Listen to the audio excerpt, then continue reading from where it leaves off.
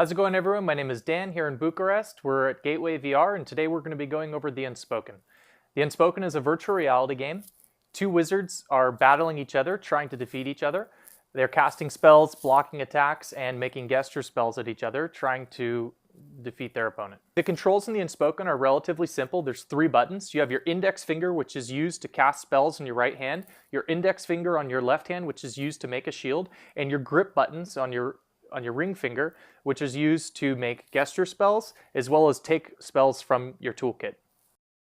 The Unspoken is made for the Oculus Rift. However, today we're going to be showing it on the HTC Vive using Revive. In addition to casting spells, making shield, and making gesture spells with your grip finger, we also have the A button, which is used to teleport.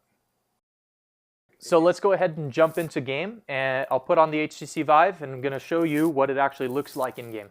Right now we're going to go over the basic attacks. We're playing the Anarchist class, and the Anarchist class has his primary right-hand attack, which casts a fireball. Now the fireball has 3 levels. If you just press and throw it, it's a small fireball. If you press and throw it, there's a second and then a third stage. And when you throw the third stage, it's going to be doing a lot more damage. So whenever you can, you always want to do the large attacks unless you want to do rapid small attacks. You have 3 gestures that you can do. The first gesture that you need to know is to cast a shield in front of yourself. This is useful when you need to buy time, perhaps if you're casting another spell or something like this and you need to stop some attacks from coming in. In order to make the shield, you're going to grab the grip buttons, again with your ring finger, and you're going to press them and cross your arms. When the circle charges, then you let go of the grip and open. This shield will block all attacks except for the Spear Forge, which is very important to remember. In addition to the shield, you also have a mass attack. To do this, you're going to go ahead and extend your arms and grab the grips, and you'll see these fireworks. Then you need to touch each of the fireworks to launch them. You'll notice that it's attacking several of the podiums, which is useful to attack the enemy when he's trying to jump around and dodge your attacks. Remember, if you are being attacked by this, you can also cast your shield with your left trigger to block it. Third and last, you also have a large damage spell, and similar to casting the fireball, it has 3 stages. This creates a skull that will track and attack your enemy, but be careful, if that skull gets destroyed, it'll come back at you as well, so you have to be very mindful of this. In order to use this last gesture spell, you're going to go ahead and bring your hands together and grab the grip buttons and wait for it to charge. Now it's fully charged, so I'm going to go ahead and push and let go. Now if there was an opponent in this round, this skull would go ahead and track and do a significant amount of damage to it. In addition to your gesture spells, you also have your tool belt, and your tool belt in the competition is going to have 3 spells. The first is the Spear Forge, and in order to grab the Spear Forge, you reach down and grab it with either hand, grip button, and an anvil will pop up and it'll show you where you want to hit. So you're going to tap this, oh, seems to be very basic, and then you're going to have a spear. Hold it over your shoulder, look at what you want to attack, and throw. In addition to the Spear Forge, we also have the aerogram. The aerogram is basically a paper airplane. You have to build the paper airplane by touching the yellow dots. Now you can just toss it. 2 airplanes come out, they can be destroyed, but if they're not destroyed, they'll do a bit of damage. And lastly, this is a very important thing. This is your Dispelling Cleanser.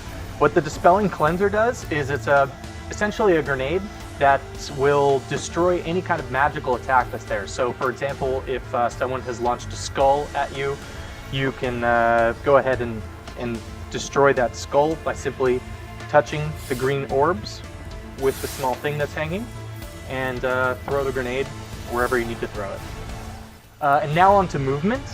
Movement in Unspoken is extremely important. This is going to not only allow you to gain these small crystals by picking them up when they appear on the podiums, it's also going to allow you to get behind cover, it's going to allow you to dodge attacks, and it's also going to allow you to position yourself to better attack the opponent. To teleport, you're going to go ahead and press the A button and point at each podium that you'd like to teleport to. Every time you teleport, there's a small cooldown effect, so do be cautious of when you're teleporting. So for example, I'm going to go ahead and press the A button and point at the podium that I'd like to move to. So here I'm going to go ahead and teleport back to center. You'll notice that there's a small circle on the other podiums that show the cooldown timer for when you can teleport.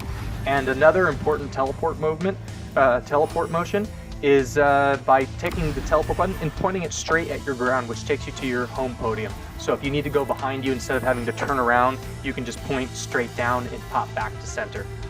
In addition to moving around to better attack your enemy or dodge attacks, you can also get behind cover. For example, here I have this small wall here, or over here, I'm going to hide behind a porta potty. God forbid you ever have to do this in real life. But the cover can be destroyed. So you'll see that there's that wall over there. I can attack this wall and destroy it. Also, the porta potty is able to be destroyed. And that's it for movement. In addition to casting spells, you also have to defend yourself. If you die, you lose the game. So go ahead and cast a spell at me, and we're going to use our left trigger to block it. Now, you notice there, my shield broke a little bit. You can only defend so many attacks before you have to recharge your shield. See how it's broken? One more attack, please. And now my shield is broken. Additional shield functionality allows you to reflect the attack back at your opponent, which is very important. So go ahead and cast a spell at me, and in order to reflect the attack, we're going to try and block it with the very center. And see how it went back and attacked. It still damages your shield, but if you're lucky, you can go ahead and bounce something back. So go ahead and cast a couple spells at me, and I'm going to go ahead and do my best to block it. And I'm going to go ahead and mix the movement as well as your shield. I'm going to go ahead and jump. Just shield.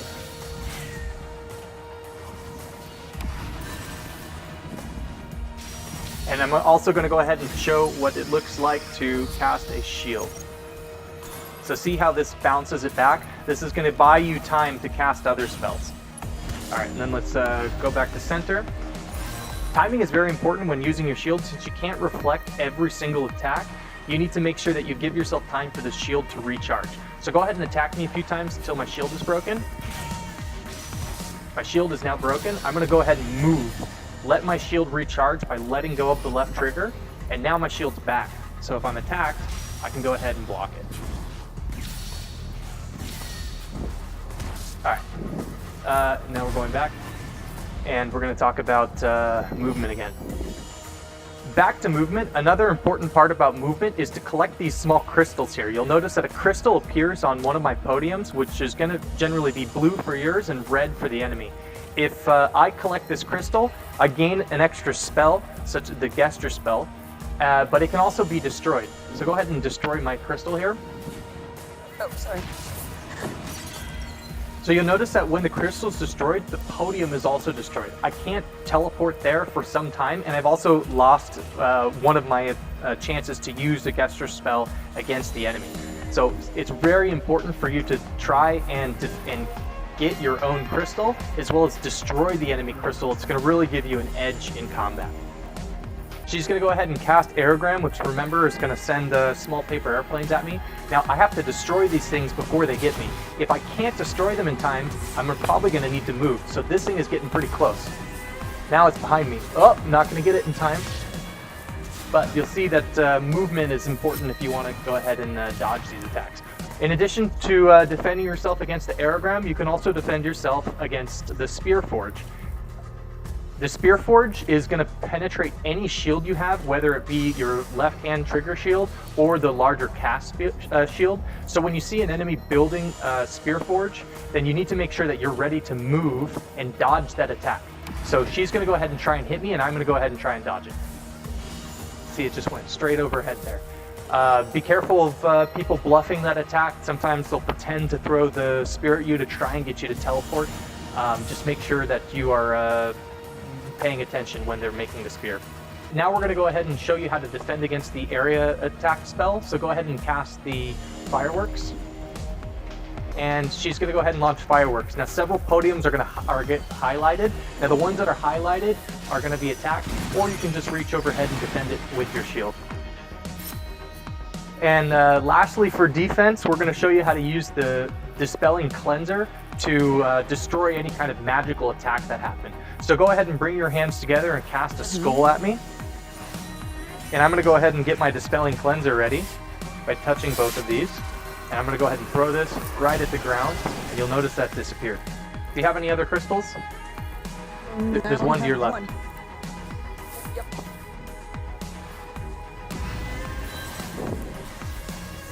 Yep. In addition to dispelling skulls, you can also attack them. It's a little tricky, but if you can do enough damage to it, the skull will split into two and go attack the enemy again. So go ahead and give me a 1 or 2 charge skull. So I'm going to go ahead and attack it. And notice how it's going to go back and attack my enemy. So I'm going to keep trying to attack these things. If they're blue, they're on your side. If they're red, they're for the enemy.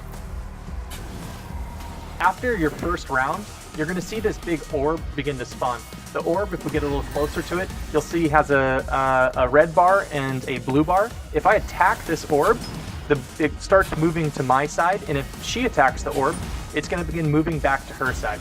And it moves a little bit. So if I go ahead and destroy this orb, I get what's called an artifact. And an artifact is different for each map, but it's really important. Generally what you want to do when you get an artifact, I'm going to teleport back home by pointing down with my teleportation, is you want to try and cast a shield and defend yourself while you're putting it together. In this particular one, it looks like this.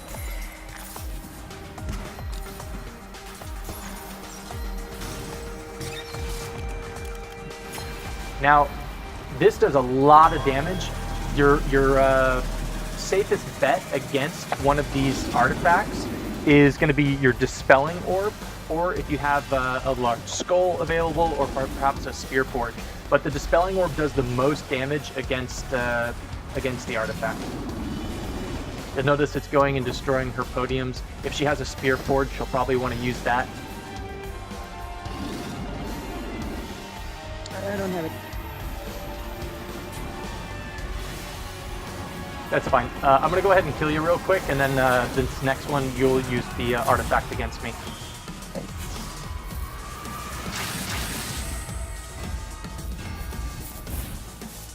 No.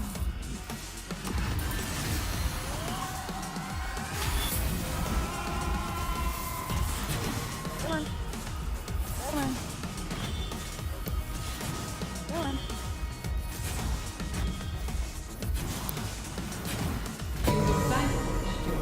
And we're going to do one more. I'm just going to go over the artifact again, and we'll have her destroy it. And then you're going to build it against me. So we have to wait a minute.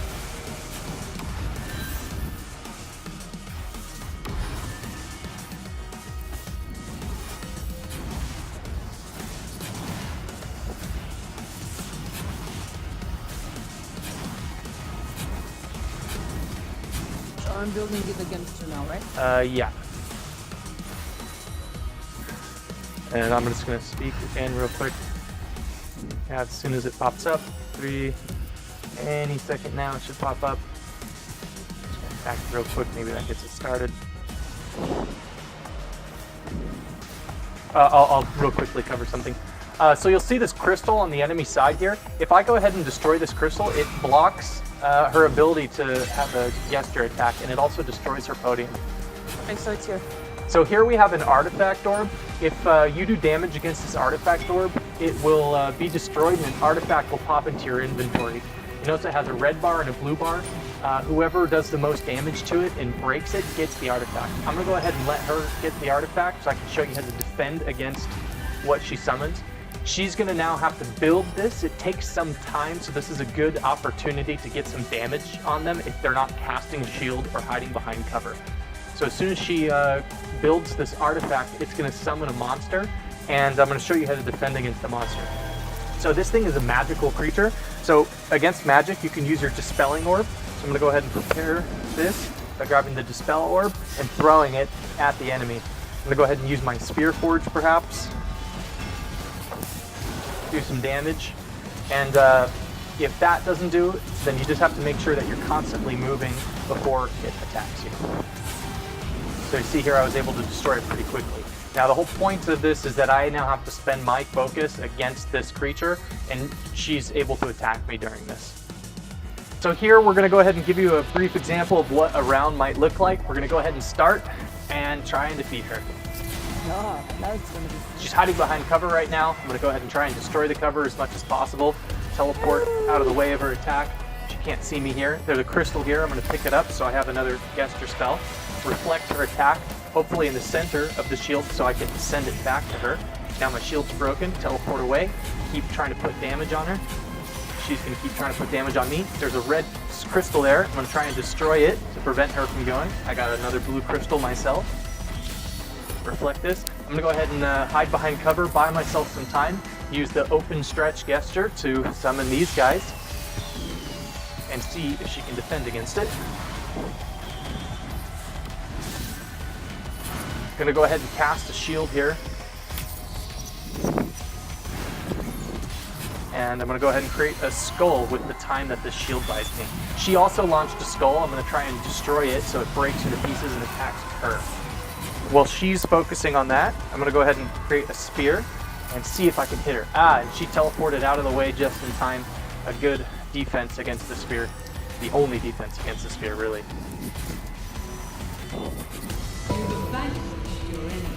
That's round one. Let's do another round.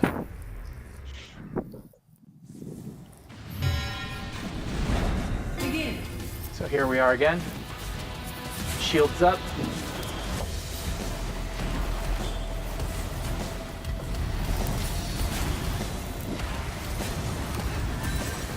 Create a skull real quick. Try and mess with her. I'm gonna go ahead and bring out the aerogram. So now she's got to focus on both the skull and that. While she's focusing on the skull and that, she better be ready. Wait, try to move. Dodged it. Ooh, she also had one. And that's that. You can see that it's all about timing, movement. Hopefully this gives you a basic understanding enough to compete with some other folks, and good luck everyone.